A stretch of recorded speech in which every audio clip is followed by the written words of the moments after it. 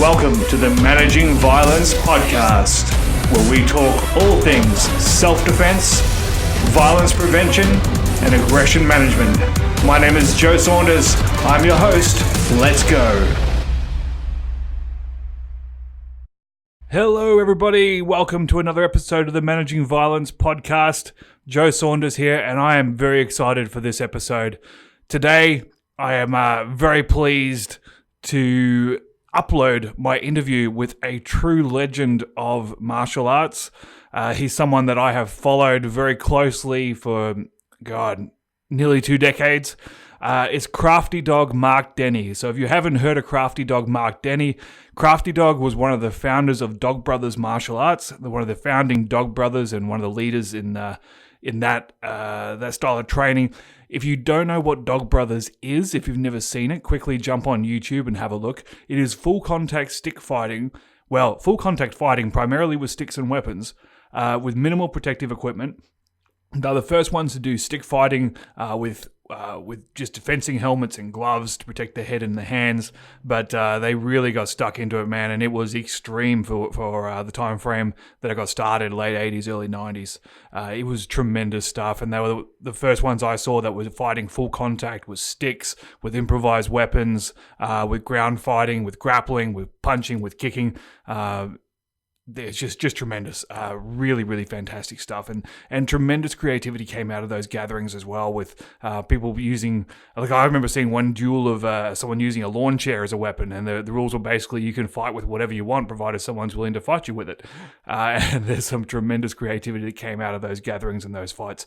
So I'm going to be talking to Mark about the foundation of how that came to be, about the history of Dog Brothers, and a little bit about what's going on with them today. I'm super excited for this. Mark has been one of the guys that I've really just looked up to for the longest time, and he's also very knowledgeable when it comes to philosophy and psychology. And we touch on that a little bit as well. We talk about one of my pet subjects being the need for social hierarchy and the need for initiation and tribes within human psychology and social structures. And we could go for a lot more in depth than that, but it's really tremendous conversation. So please, without further ado, please enjoy my interview with Mark Denny. All right. I'm here with Guro Marc Denny, Crafty Dog. Thank you very much, sir, for joining us on the podcast. It's been this is a tremendous honor for me. I've been a big fan of the Dog Brothers' work for a long time, and to be able to speak with you on the phone last week and now record a podcast with you is a tremendous honor. Well, I hope I live up to the billing. I'm sure you will. If not, I'll just play a best of that I got from other people's interviews. There you go. That works. So, Mark, for the sake of listeners that may not be familiar with your work or may not be familiar with the Dog Brothers, first things first, if you're not, pause the podcast, go Google it. There's a ton of information. There's a heap of video. It's really there's an incredible amount of information out there. But Mark, in your own words, could you sort of talk us through firstly your introduction to martial arts, how you got started, and then the formation of Dog Brothers and how that looked? Well, I grew up in New York City back in the 60s and 70s. I was born in 1952, and it was a much more violent place then. And so in that time and place, it was very common to have many adventures. And, 3 guys jump me and smash my bicycle. 9 guys jump me while 2 friends run away and they smash my rockets. Junkies hunting me on the platform of in the subway platform in the Bronx after I dropped off Yolanda at 2 a.m. A couple of muggers. One time there was some guy, I got thrown out of private school and I wound up in a public school, and I got beaten up my second day there on the stairs. And, then later on, I was walking home one night. This is on the east side of New York. And, 2 guys were coming to size me up for a mugging. You can smell it. Turns out I knew them from school. So, it was that kind of an environment. And so I think that really laid the foundation for my approach to martial arts. What I was looking for. I didn't really get to martial arts until I was 30. There was, let's see, no, actually, yeah. So, God, I'm garbling the years of my memory here. But there was, so let's, this would be 78. I just finished a semester in a Mexican law school. I was working on improving my Spanish from tourist to something resembling adult before I went to law school. And his friend and I, we were down in southern Mexico, the state of Chiapas, which has been in the news of late. It's the one that borders Guatemala. And we were in a town called San Cristobal de las Casas. And I picked up two American girls. My buddy was Mexican. And we picked up these two blonde American girls. And long story short, they were dressed in a very American way, shorts, no bra, and an area where the women wear skirts down to the ankles and, are of modest attire. And so some of the locals figured, the blonde energy sometimes provokes, the sexual energy in brown parts of the world. And so some of the locals, they'd been drinking, they got fired up, and they tried dragging off the girl that was with my buddy. And so there was a fight, and I menaced them with a belt buckle that was like brass knuckles. And they broke off saying, "Vamos a coche por la pistola." Let's go to the car and get the pistol. So we ran to the Zocalo looking for help from the police, and we run up to the cop, these guys after us, and they've got a gun. And they came roaring up in this Volkswagen Bug, and the cop ran away because he didn't have a gun. He was only a transit cop. And Right. So all he had was a screwdriver, which is for removing the license plates and then selling them back to somebody who parks illegally. So he ran away. It's late 70s, Mexico in the mountains. It's actually, that's the way it is. Very practical. If you don't have a central computer or a functioning system keeping track of people of their license plates or whatnot, how you going to get the guy to go to work, and how you going to get somebody to pay up so that they don't park illegally the next time. He takes the license plate and then he sells it back. It works. That's a very practical system. We should run it now. I think we do, but that's another subject. So he ran away. So these guys, fortunately, they didn't have a gun, thank God, but they had Coke bottles and car antennas. And so there's this wild ass fight in front of the police station. And the girls and Luis and I, we barricaded ourselves in the police station. And they're trying to break down the front door, and the girls are called for help. And I'm, where? We're already in the police station. And there were some episodes there. It's a hell of a story. Today is not about it, but eventually we wound up making a break for it, climbing out the back window as the state police arrived in force to see us coming out of the back window of the municipal police station. So they threw us in prison. We need to do a whole podcast on this story, Mark. I want to know the details. It's in one of my interviews somewhere. Anyway, right. I got back, I just finished, I mentioned, a semester in a Mexican law school. So my main buddy there was the nephew of the Chief Justice of the Supreme Court. So I knew I had a phone call I could make, an ace in the pocket. So I wasn't really that worried, but there were adventures there in the prison yard. And so when I got back to New York, I was processing this. In my last year of law school, there was this guy in the gym by the name of Paul Vizio, Fujia Pai, Tiger Claw Kung Fu. Genuine Chinese system in the New York area. New York's got a serious Chinatown. They have a lot of iron palm as part of their Tiger Claw and so forth. Yeah, sure. And so that was my last year of law, my last semester of law school. And actually, Sifu Paul, this was the early days of the Professional Karate Association, which is where tournament karate transitioned to kickboxing. It was leg kicks above the waist only, but that was a radical step forward in that moment. And so that was a huge moment in stand-up martial arts history for sure. Yeah, and if you look up Paul Vizio, he was one of the best. And so he was using the class for conditioning. So the semester started with 36 people and it finished with 6, and I was one of the 6 because I wasn't going to sit down because I couldn't finish the class. And I started the class smoking and I finished the class not smoking. So when I graduated, I went down to Washington, D.C. He said, your legs need work. You may as well do some Taekwondo until you find what you're looking for. So that's what I did with Rodney Batiste in the June Rechain. He fought for the PKA title a few times. And then I wound up out in L.A. and there's a story, but I stumbled across the Guro Nasano and Sifu Richard Bustillo's Kali Academy. And I walked in there and I had a feeling of, this is what I've been looking for. People waving around sticks and knives, a Thai boxer, on a banana bag. I'd never seen Muay Thai, but so imagine how shocked, how stunned my Taekwondo mind was. And, so that's where I felt I connected with training that was going to be relevant to the experiences I had had in life. Yeah, wow. So that's that's well ahead of its time for the time frame that you're talking about. As you said, that Thai boxing wasn't widespread, let alone the Filipino martial arts. Yeah, that's where Guro Marc began his friendship with the Janchai Sirisu. And so, we were doing hard sparring, boxing gloves, and it was on concrete with street shoes. That's the way the sparring was done. I had a broken arm at one point. And,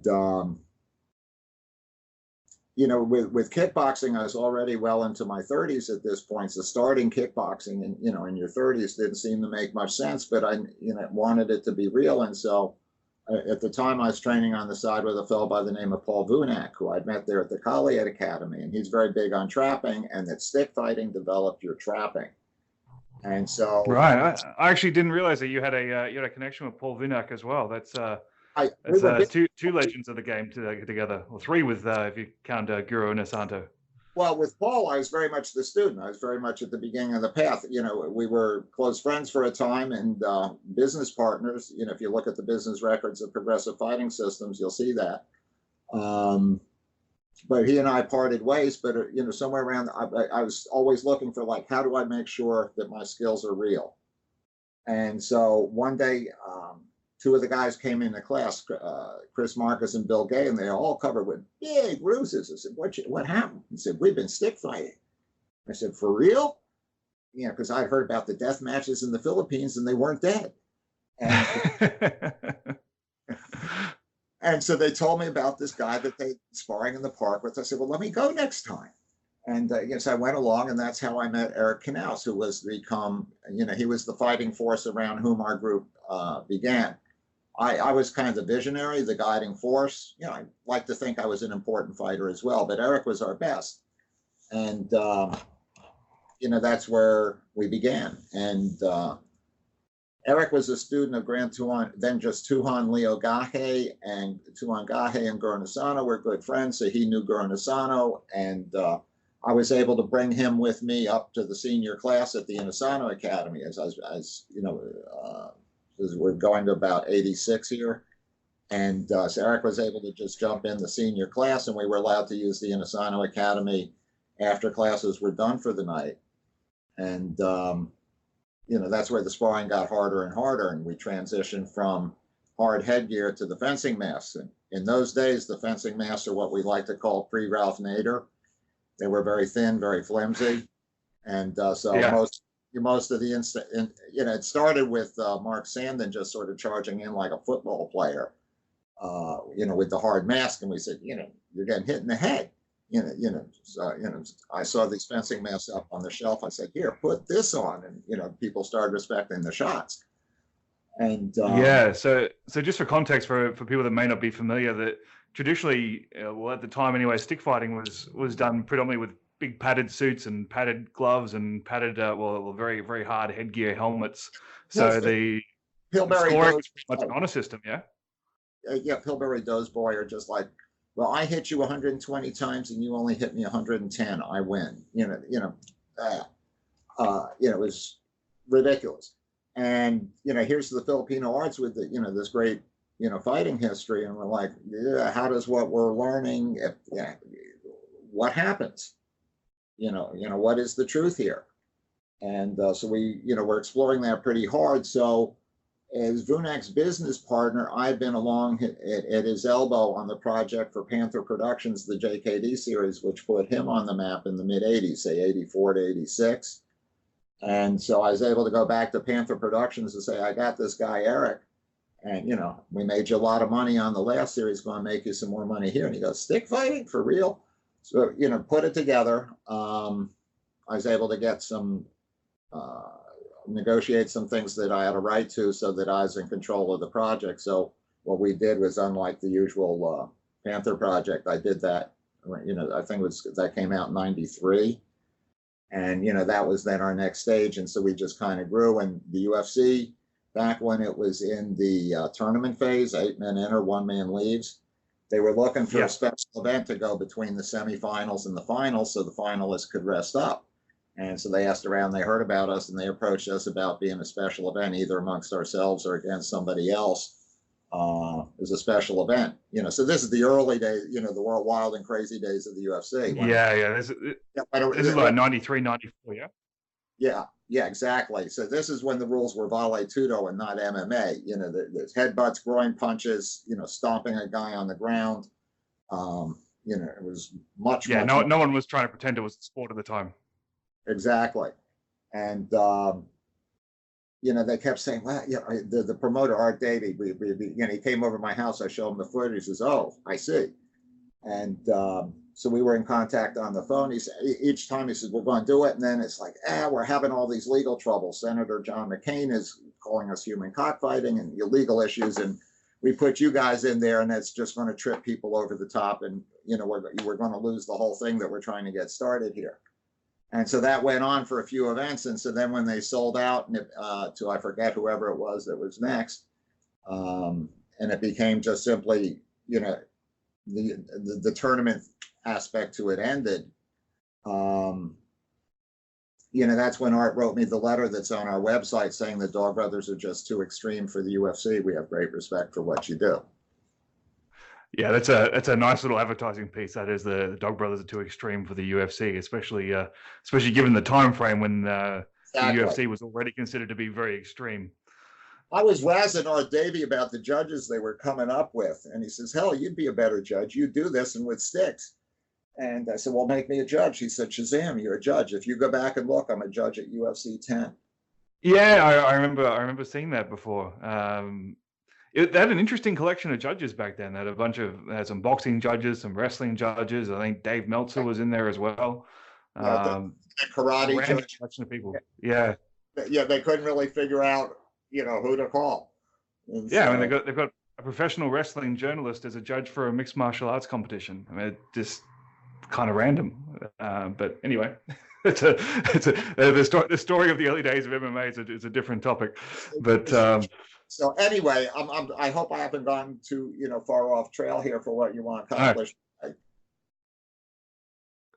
No, that's great. So I just want to, I guess, paint the picture for people that may not yet have Googled Dog Brothers.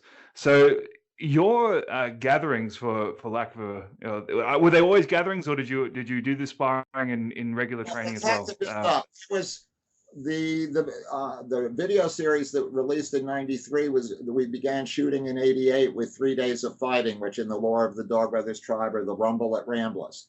And so the first of those 3 days we were hard sparring, and somewhere in the middle of the second day, that's where we really transitioned to true fighting. And so, by basically going out there again and again for 3 days running, there was a crucible, a transformational experience. And that's where we as a group developed that and the intuitive sense of the fighting code under which the fighting occurred.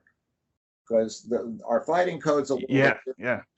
And so, the magic words that I, over time have developed for opening a Dog Brothers gathering are: no judges, no referees, no trophies. One rule only: be friends at the end of the day. This means our goal is to no one spends the night in the hospital. Our goal is that everyone leaves with the IQ with which he came. However, only you are responsible for you. No suing no one for no reason, for nothing, no how, no way. Protect yourself at all times. It is we are members of the same tribe, preparing each other to stand together to defend our land, women, children. If you go too hard on your opponent in a fight and you break him, the tribe is weaker. If you do not properly test him, the tribe will be weaker. Something like that. That's brilliant, man. That was one of my one of the few notes I had before this conversation was I wanted you to read that out because I love that spiel so much. And so that enables us to do something very remarkable, and there's a segue here to something that may be of particular interest to you, which is that no judges, no referees, no trophies, no judges. You're not submitting what happened in that fight. You do not leave to others to determine. You decide for yourself. No judges, no referees. You remain responsible for what you're doing. You do not say, I just smash until the referee pulls me off. You remain responsible for what you're doing, and that is in the context of the Dog Brothers Code. No judges, no referees, no judges, no trophies, no trophies. You do not do this for the praise of others. And so if you put all of that together, what you have is somebody who a most intense adrenal experience in the ritual space through which he looks to prepare himself for the real space. At least that's the way I organize it. It is anchored totally with awareness of what you're doing and what should be done and what shouldn't be done. So the idea, as I see it for me, as I seek to practice it, is to be somebody who, if I have to step from the ritual space into the real space, that I can do it with wisdom and morality and knowledge of what my skills are. I don't think too much of myself, and I don't think too little of myself. No one beats everyone all the time. Everyone has to look at, the other way sometimes. Yeah, I find that really fascinating because we spend a lot of time thinking about the physical transition from practice to reality, or even sporting competition to reality. But what you just mentioned there about having the moral compass, even during that adrenalized state, even during a moment of complete exhaustion and heightened emotion, that you would still maintain control to know when to stop or when to go harder is a really interesting element that I think, like you say, taking away the referee and taking away the idea that your opponent is someone to be vanquished, but rather someone to help improve or to strengthen is really interesting. And this goes to the full expression. Everyone's heard it. People who know us know our credo of higher consciousness through harder contact, but the full expression of that goes like this: the greater the dichotomy, the profounder the transformation. Higher consciousness through harder contact. The dichotomy is that in order to go further in the aggressive state than you would normally ever allow yourself to go, you must in equal measure activate your watcher that's conscious of what you're doing. That is the dichotomy. And the further to go with one further, you have to go further with the other. They must be in balance with each other. It's kind of a Taoist thing. Yeah, I love that. And we were talking a little bit before we started recording about the psychology of aggression and violence. And one thing I wanted to explore with you a little bit, just because it came up, and it's something I'm fascinated by, and I think is sorely missing in our modern society. This is great to talk to a lawyer about, but is with the overly litigious society that we now live in, and it's not just the US, it's everywhere. We've lost a lot of the rites of passage for young men, especially to explore aggression and really the desires they've evolved to have. And because of that, I think we end up with very unhealthy displays of aggression and violence in society, because there's no healthy, controlled outlet for it that's now socially acceptable. And I've always seen that what you've created with the Dog Brothers is a perfect outlet for that. There's tribalism, there's hierarchy, there's social rules, but there's also an outlet for aggression and physicality and being a warrior. And I think that's so sorely missing in our society, and it's something that adds tremendous value for those that participate. I agree.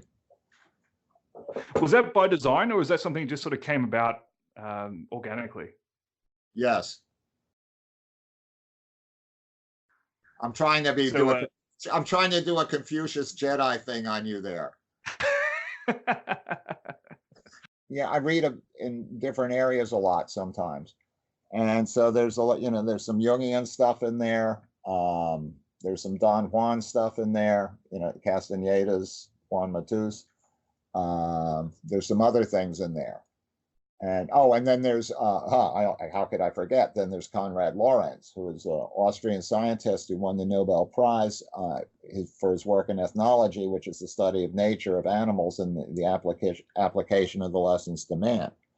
So he has this particular book, which is titled On Aggression. And the first chapter begins, he tells a story about some tropical fish and their behaviors, and then he finishes with a question. He says, all this aggression, what's it for? And so if you ask people this simple question, they're deep in martial arts, why does aggression exist? And a lot of people are going to stumble with an answer for that. And if we're studying aggression, conflict resolution in one form or another, it would seem that that would be something we'd want to have pretty clear in our thinking, and it's remarkable how few of us do. And the framework that Lorenz laid out was territory, hierarchy, and reproduction between hunting species, within a hunting species over who has the right to hunt the prey in that territory. Hierarchy, that means that there's a social unit. And then, basically one form or another of my penis is bigger than your penis. And then, or females in defense of the young. And then you have reproduction, males for the female or females defense of the young. That's why I should have mentioned that. He did distinguish hunting from aggression because hunting was between the lion would hunt a zebra, not another lion. But in the case of humans, that predatory behavior also applies human versus human. Give me your wallet. The wallet, the money, is the food, and the behaviors to acquire it are those of a predator. And so in looking at all of this stuff, so perhaps this is, relates to what you do in your work, is, territory, hierarchy, reproduction, predatory, the four basic categories of human aggression. Now, I was talking to Roy Miller. We're talking about this. One of the things he said to me, we were at Maja Solderholm's place up in Sonoma County. He said, well, where does a beatdown, where the tribe punishes somebody for breaking the code, where does that fit in that structure? And I said, well, it doesn't. I still don't know where to put it, Roy. Anyway, so there's more ways of looking at it than that, but I find that to be a pretty useful one. So all of these things that, the Lorenzian stuff, the Don Juan stuff, the Jungian stuff, which was, what you were saying a moment ago is, was calling upon that thought process a lot. All of those things informed how I've tried guiding this thing over time. Yeah, and what you've created is still so unique. It's not something I've seen replicated elsewhere, and I don't know if that's just because no one else is crazy enough to do it, but even just the social elements. If you take away the sticks and the weapons and the physicality of it, I mean the social aspects of what you've created, and even just the tribal interaction online and in the social groups all over the world now, it's fascinating to watch, and I'm kind of baffled that no one else has had the success you've had at building that, because it is unique. Well, there's these airport spy novels sort of thing that you get on. There was one years ago. He was like in Asia or China, and he was called Jian the Gardener. And he was a ninja of some sort, and this assassin. Anyway, there's a scene there where the master, they're sitting there in this beautiful place, and he says, "How do you like my garden?" And the guy's like, "What do you mean your garden? It's just this incredibly beautiful place." He says, "That's the trick, is not for the gardener not to be seen." Yeah, that's perfect.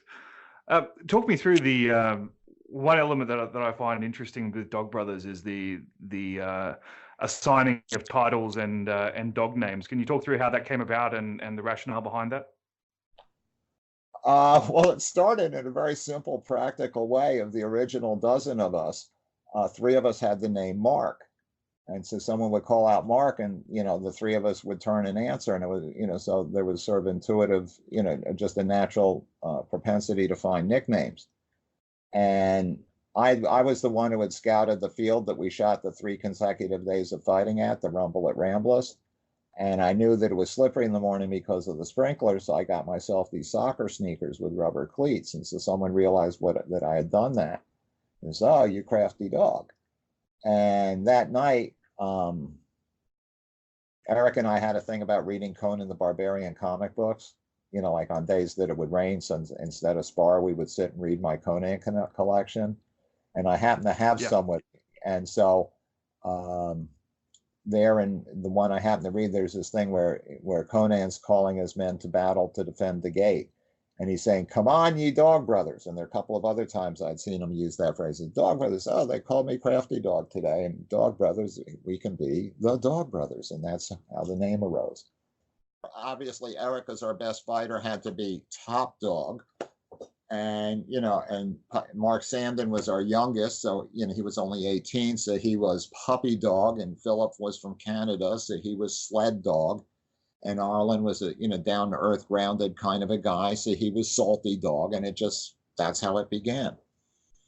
So along the way, then there's like, okay, you get somebody, there's the original Dog Brothers. And, sled dog, Philip, he's told me one time, he said, this guy who was just coming up to me and just singing my praises so much and, our praises so much. And I just said to him, hey, we're just the guys who showed up. Right. We're the guys who showed up. Yeah. I could drop a name or two of people who could have been somewhere very special with me. There was somebody who is when Eric and I went to train SEAL Team 6 back in 91. And this person, he could have been there on the day they sent some guys out to spar with us and see if we were legit. And this guy could have been there, but he wasn't. He didn't show up, and so he didn't get to go with us. That's an experience I treasure in my life, is the time that I had there. It's just one weekend, but to meet people of that caliber, something a man remembers. But to be there, I think. But to be there, you have to be the man who showed up. And in this world, and this is something goes to my experiences growing up in New York, I mentioned the friends who ran away. In this life, one of the most, what I look for in someone I truly esteem as a friend is this somebody who shows up? Yeah, I think there's a great quote that 90% of life is just showing up. It's just being there and taking what comes. I think, and like you say, the opportunities sometimes only knock once.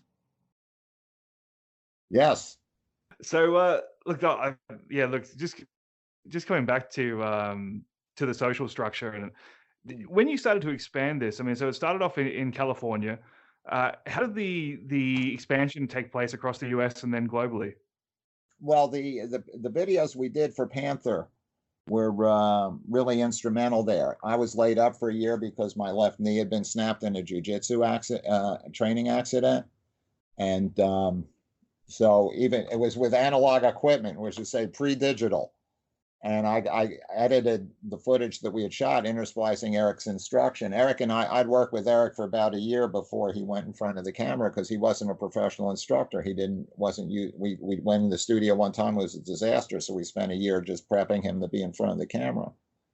And so I edited this stuff. So the basic format was, if you see it taught, you see it fought. So we're going back for, here's Eric teaching something, and now here's Eric or somebody else hitting somebody with it, and that was the underlying concept, and also just mixing in some other things.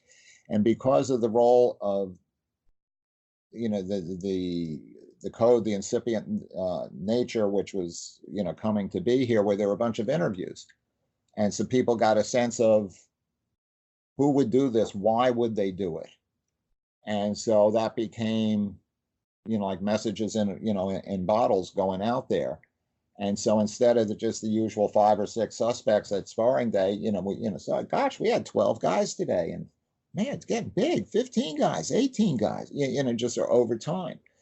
And it was over there that we began developing, like, okay, who's considered, everybody wanted to be a dog brother. And so Eric, Arlen, and I were the 3 co-founders. It's like, oh, well, what do you think of so-and-so? And he's like, yeah, no, not yet. Or, yeah, he's ready. And so then it got to be, well, we want, so then we came to this distinction of, well, somebody's in the tribe, but they're not yet a full dog brother. And, so it just kind of gradually expressed itself over time. Eric and Arlen moved on from active participation. Eric and I are still in regular touch, and Arlen and I, sling arrows at each other politically on Facebook. We have a good time doing that. And it just, just kind of evolved over time. A big step along the way was Benjamin Rittner had flown in from Switzerland to train with me, and very impressed with him in many ways. And so I chose him to be the person to open the way for us in Europe. And so Europe opened up, and Sled Dog Philip had continued things going, and Canada got to a point. Says, okay, Canada's a branch. So the way it is now, there's 3 branches. Philip heads the Canadian, Benji heads the Euro. There's the American branch. I'm in the process of stepping back. So at the moment, sitting at, Foo Dog is sitting at the Council of Elders. That's where, the 3 of us, the 3 branches get together and make group decisions. And it's, so it's just kind of gradually evolved. Yeah, wow. Yeah, that's really interesting. And look, we could spend the entire podcast talking about the history of the last 30 years of Dog Brothers and what you guys have done. But as we talked about offline earlier, that has been covered in other interviews. So with the time we've got left, I'd just like to give you an opportunity to talk about what you're doing now, and what does 2019 look like for Crafty Dog, and what is it that makes you excited to train and gets you out of bed in the morning these days? Well, this past year or two, I've been working closely with Lloyd de Jong of South Africa. He comes out of the Piper system, to which he's also added his tripwire system. And Lloyd and I have worked together and we have founded what we call Rapid Transients Weapon Craft. And so RTW is, in its physical expression, primarily an ice pick knife system. So it's very much a street system. As you get older, the kind of aggression that you're dealing with, you're not involved with hierarchical disputes. You're not involved with, mating, fights over mates or something. If someone has pushed past your rules of engagement, and forcing you to fight, it's a fight that you cannot lose. And so the interest naturally evolves into things that are more potent. So that'll be, sticks, knives, and guns. And so the knife system that Lloyd and I have developed is to give an ordinary person a practical solution for the kind of problem that might arise. So, 3 levels. First level is what we call malevolent Mongo. Just big, powerful guy. He's younger, bigger, stronger, meaner, crazier, wronger than you. And so for some reason, it's happening between the 2 of you. Second category, cranky crowd of scurrilous scum. They'll bring you down if it's easy, but it's kind of a predatory mind. If you're too much trouble, they'll leave you be. If you're a good porcupine, you're good. The system is good for that. And then the third area is pack of jackals. They are looking to bring you down. And so the system is oriented around that stuff. So I'm also working with Frankie McRae, who was a fire team leader for special forces in both Iraq and Afghanistan. And he had something like 150 firefights. And so when he came back from being downrange, he was made the head instructor for the advanced firearms program, the Sephardic program at Fort Bragg. And so Frankie, I taught a training to a military intel unit at his facility. He has a gun range now that he's out just outside, which the Army rents sometimes. And so Frankie and I are we have a program. Frankie's going to teach guns. I'm going to be teaching sticks and knives, and fell by Sean is Krav Maga. And so we're going to be having a training program that is organized around a logical integration of those 3 basic areas. And so that's some of what I'm working on now.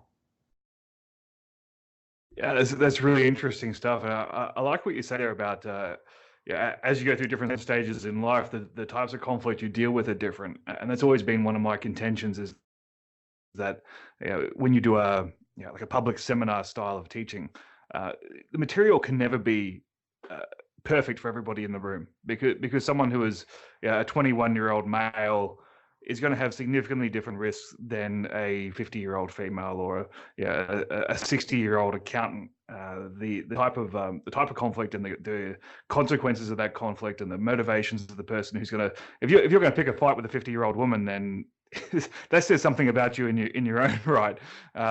Versus, a 21-year-old might be getting into fights with someone who is just making a dumb decision in that moment. So I was just teaching a seminar yesterday at Nathan Carlin's Krav Maga school up in Chatham, which is sort of North Bumfuck, Los Angeles. And respect to the Chatham, I'm just being funny, guys. And so a lot of us, so I started with, it was an anti-knife seminar, but I started with rules of engagement. And you need to have clear why you fight, when you fight. The rules of engagement for a policeman are different. Soldiers are given. These are the rules.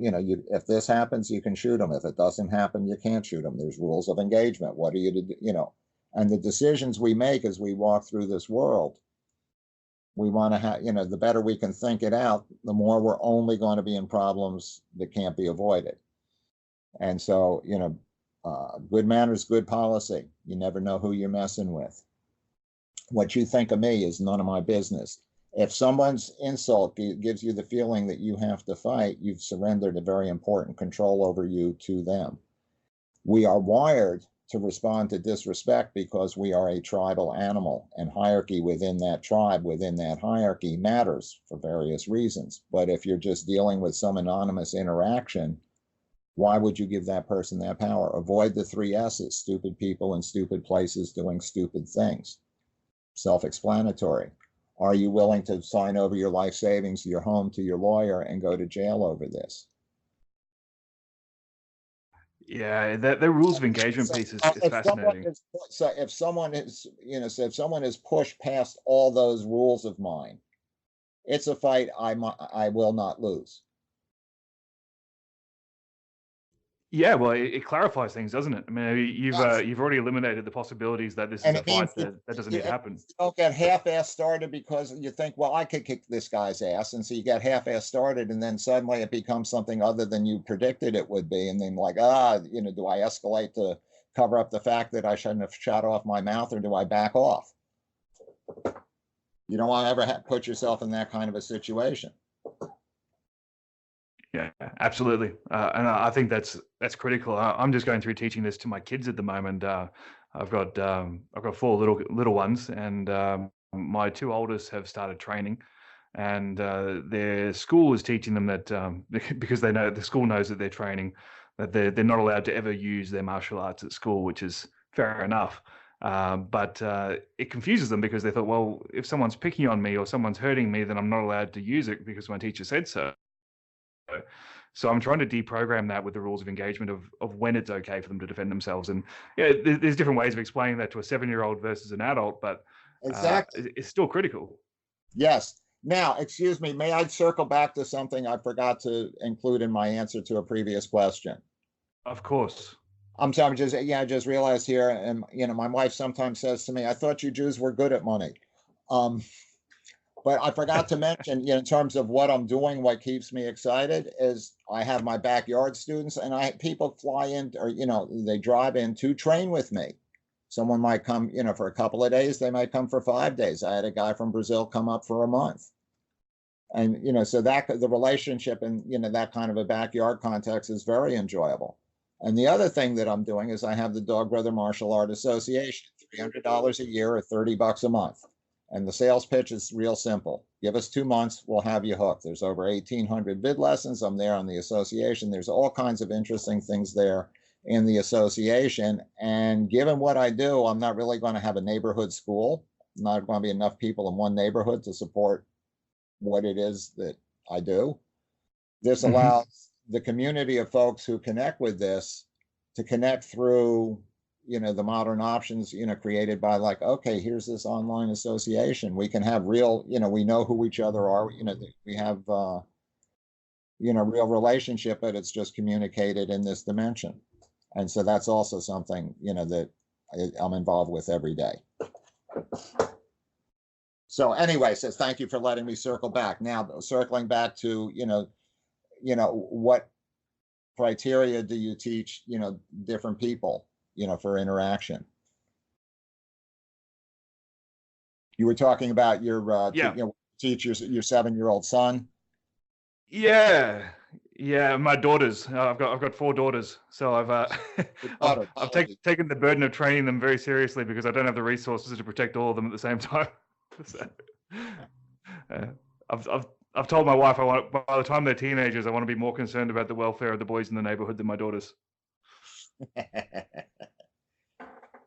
So but it is tricky for little ones to understand when it's okay. I mean, typically they're taught that any sort of harming another person is bad, and I don't think that's a bad blanket rule if you're trying to simplify things. But it is important for them to understand when that line is crossed, of when they're actually in danger, or when no other viable alternative exists.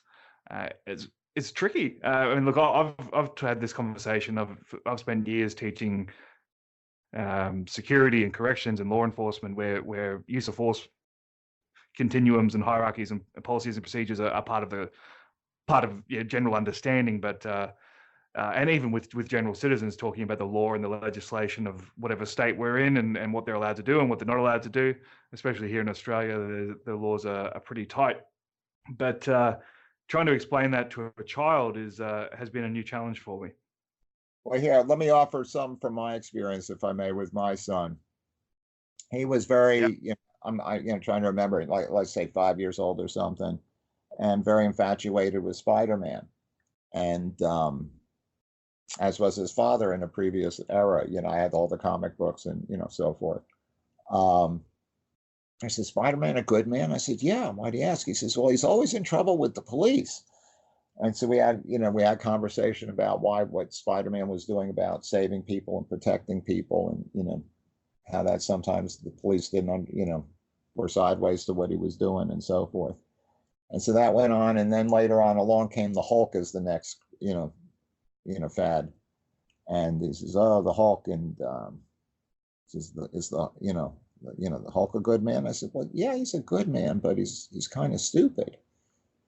And, he was caught by this. He says, what happens? He just, his strength comes from getting mad, but he doesn't know what to do with his mad. And, sometimes, he's trying to be good, but that's where he needs, what was the Hulk's love interest name? Anyway, the woman, his love interest woman, was, he was the one that he trusted her to guide him as to what he should do with his mad. And, some of these Jungian archetypes become a good way to, I think of these, the successful Marvel characters are Jungian archetypes. I think they got in PC. That's a really interesting way of looking at it. Yeah, they've gotten very PC with it. There's, if I may drift into a moment of politics, there's this mindset which is looking to use these things for very political purposes, according to a certain political ideology. And, I think these things, their truth is not something that can be messed with. In which, if you do it, no longer is that. Anyway, tangential thing. That crossed my mind. But yeah, so, but the Jungian archetypes, a lot of wisdom in them. I started out, my interest was mostly Greek for a while, the last year or so. My son was pretty well read in this, and, somewhere along the way, he got me hip to just how deep the Norse myths can go. And there was this one piece I wrote called Odin's Eye. And short version of it is he goes off, disguised, and he wants to drink at the well of wisdom, and he has to do one of these riddle contests with this troll or something, and if he doesn't answer the questions, then he gives up his life, and through his craftiness, he defeats the troll's riddles, and he gets to drink at the well of wisdom, but he has to give up one eye. He has to tear the eye out of his own head to do it. And so my question was, why doesn't Odin rip out the other eye? It's because he'd be blind. And so there comes a point in your training where you have to, whatever durability you have left is for your days on the plains of Ragnarok. And so, so I'm at the point now, I don't have any more durability to just expend, for acquiring wisdom. Whatever durability I have left is for someone who's pushed their way past my rules of engagement. And I think with whomever it is that we're dealing, it just becomes a question of where are they in the life arc, their life arc, and what are the right questions, the rules of engagement for them. And then out of that, everything flows. Yeah, absolutely. I think it's a really interesting point about preserving with the durability you have left. And I think we were speaking last week when we were setting this up that you and I both know Ray Floro quite well, and Yes. Ray has been on me for about a decade now to stop doing all this all my grappling arts and my hard sparring, because he said you just, every time I talk to you, you're injured. You've lost a knee or a shoulder or a neck, or then you spend all this time being injured. He's just start training with blades. You don't get hurt as much. And the older I get, the more logic I see in that. Ray is one of these people, one of my rules of engagement, good manners is good policy. You never know what you're messing with. If you were to not knowing who he is, just look at Ray Flora, you would have no idea what could happen to you. Oh, absolutely. There's a video online of Ray, and this was maybe 10 years ago. Maybe I think one of the first couple of times I trained with him, and we did about 10 hours of training over 2 days. I just flew down and paid to do private lessons with him for 2 days. And I was in my early 20s, and Ray would have been, I think, already probably in his early 40s. And he just absolutely demolishes me for pretty much every session for 10 hours straight. I just got absolutely embarrassed in every possible way. And he giggled and laughed his whole way through it. I mean, yes, he does that. Yeah, the laughing, hysterical Filipino guy. Yeah, the initiation speed is just remarkable. He's got that fencing structure, that fencing game that he plays out of his ice pick, to set, the game that, he's many people know him for is our nickname for it in Dog Brothers is sport knife dueling. I mean, when do knife duels really happen? But it's an important training, but getting in front of him, just then is bang, he just got me again, and I hadn't even started moving. It is I haven't even flinched yet. yeah, the initiation speed is just tremendous. So but if you were to look at him, you'd have no idea. And good manners is good policy. Absolutely. Just talking about that durability piece, I know one of the most I guess confronting moments for me early on in this journey, when I started to really appreciate what we do and the ramifications of violence and so on. I just had an ACL reconstruction. I was about 6 weeks post surgery. I just got off crutches, and I was going out with my my now wife, but my then girlfriend, to watch a band play, and we had to walk through this nightclub district to get to where the bands were. And we're walking down the street, and they had sort of like an outdoor cafe, eatery, kind of spill out area where people are sitting, smoking and eating. And as I'm walking through, like, my wife is all dressed up and a good looking girl, and I'm very, very, very noticeably limping. My knees held together by a steel brace and a lot of prayer. And for the first time, I felt like an easy target, because I'm 6'3", I'm 250. I don't look like an easy target normally, and all of a sudden I thought, like, I've got something that's a prized possession sitting next to me, and I've got a very noticeable disability at the moment. And I was watching these guys. Powerful lesson in that moment. Yeah, and what actually I found interesting about that was not just my concern about my own safety or her safety. It was the concern that if something kicked off, the amount of damage I would have to do to be able to get away, because I couldn't run. She wouldn't leave me because she's, despite what I've trained her, and she wouldn't have left me. So I would have had to. There's 3 guys in particular that I was worried about, and the thought occurred to me that if I want to put down 3 guys hard enough that I can limp back to the car, I'm going to have to do some pretty serious damage over what should be a social hierarchy interaction. And that was actually psychologically was much more inhibiting than the fear of my own safety. It was just, what am I going to have to do if this actually goes somewhere? So my answer was to walk into a subway and sit at the back and call my friends and tell them to meet us there. And once we had numbers, the situation was kind of dispersed. But you've got to battle plan these different scenarios, because if everything's a physical response, where does that end? And does it apply to every scenario? Yeah, and so the clearer you are on, where you are on the rules of hierarchy and the engagement process, the clearer you will be and the more decisive you'll be in your thought making and your decision making process. See, most people, they just think, you might, I'm sure you'll recognize this and got tons of variations on it, but most people know fight or flight, but there's three more: fight, flight, Yeah. freeze, posture, and submit. Most people freeze. Most people don't know how to get started. Like, hey, what are we fighting for? There's no problem here. And, hey, I don't want any trouble. Yeah, I can't believe that guy just hit me. I can't believe that guy just stabbed me. It's you see that all the time. People just they just get overwhelmed. Actually, it's an interesting point. Just to our last couple of minutes together.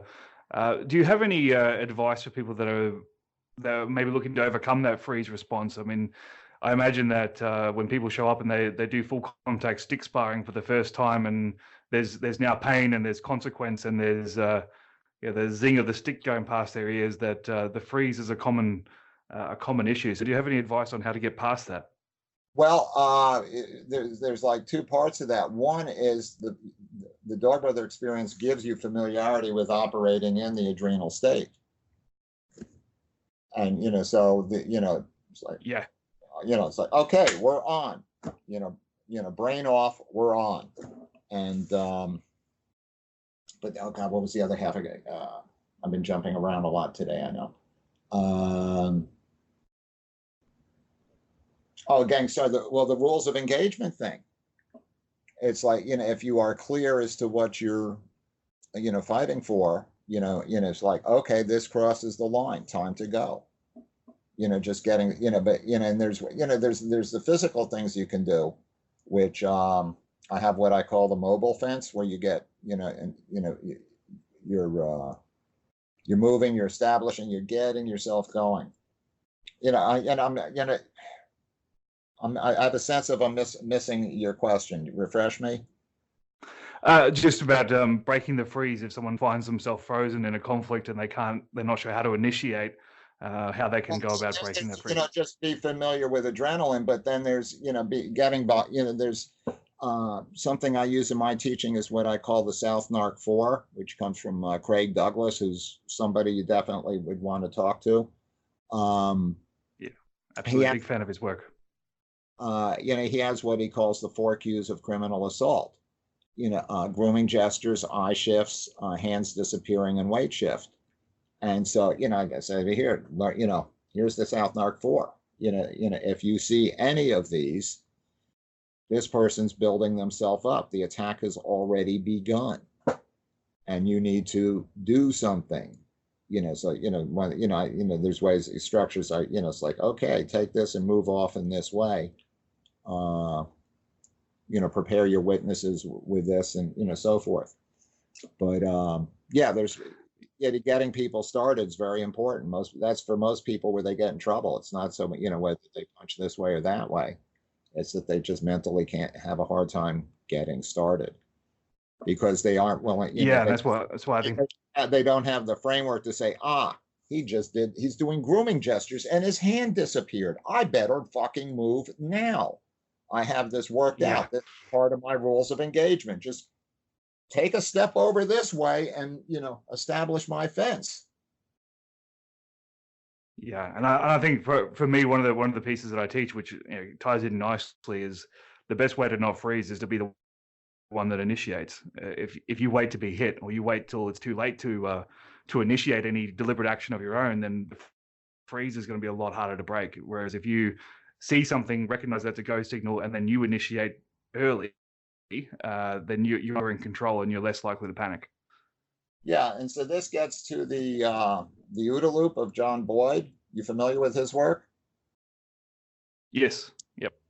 Yeah, and so the story starts with with slower, our plane in the Korean theater. Our planes were slower than the enemy, and they had a slow. The enemy's planes had a tighter turning radius, but he was shooting them down. I said to him, "How you doing?" He says, "We got 2 advantages. We got better canopies and we got better controls. I see what he's doing before he sees what I'm doing, and my plane's more responsive to me than his plane is to him. So if you if you take the initiative, you have the initiative. And then here's my saying for Dog Brother Martial Arts. What do you do when you have advantage? You take advantage. He is the turd, you are the smell. Wherever he goes, there you are. You step through the portal to the magical dimension where martial arts and crafts actually work. That's amazing. He is the turd and you are the smell. I think that's, if there was ever a line to finish a podcast on, that might be it. Mark, just to wrap up, for anyone who might want to know more about what you're doing, or they want to purchase some Dog Brothers products, where can I send them? Dogbrothers.com. So join the Dogbrothers.com. Join the association. $30 a month, $300 a year. Give us 2 months. You will be hooked. Over 1,800 vid lessons, tons more. I'm there on the forum. I'm here to help. We'll have a good time. Awesome. All right. Thank you so much for your time, Crafty Dog. It's been a tremendous honor to be able to pick your brain and talk to you for this amount of time. And it's a nice added bonus that we get to record it and release it for other people's benefit as well. So I hope we might be able to do it again in the future. And next time I'm in the States, I'll definitely be coming over to pay you a visit and getting hit by a stick occasionally. It would be my great pleasure. I'm just an old man having a good time. Wow, what a conversation that was. And thank you so much to Guro, Crafty Dog, Mark Denny. As I said at the front, a legend of the martial arts, one of my inspirations, and just a tremendous teacher and ambassador for full contact martial arts and self-defense. I had a fantastic time recording that. I really hope I get a chance to talk to Mark again and definitely get out there and get hit by a stick by the man and feel the contact of the Dog Brothers. All right, that just about wraps it up for this week. If you would like to know more, check out my new website, www.joesaunders.com.au.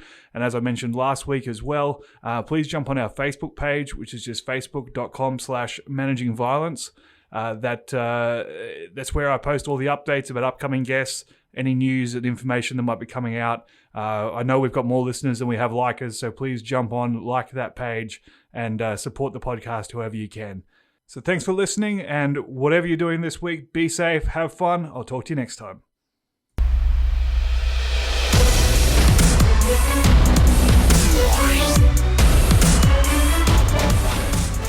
Thank you for listening to the Managing Violence podcast.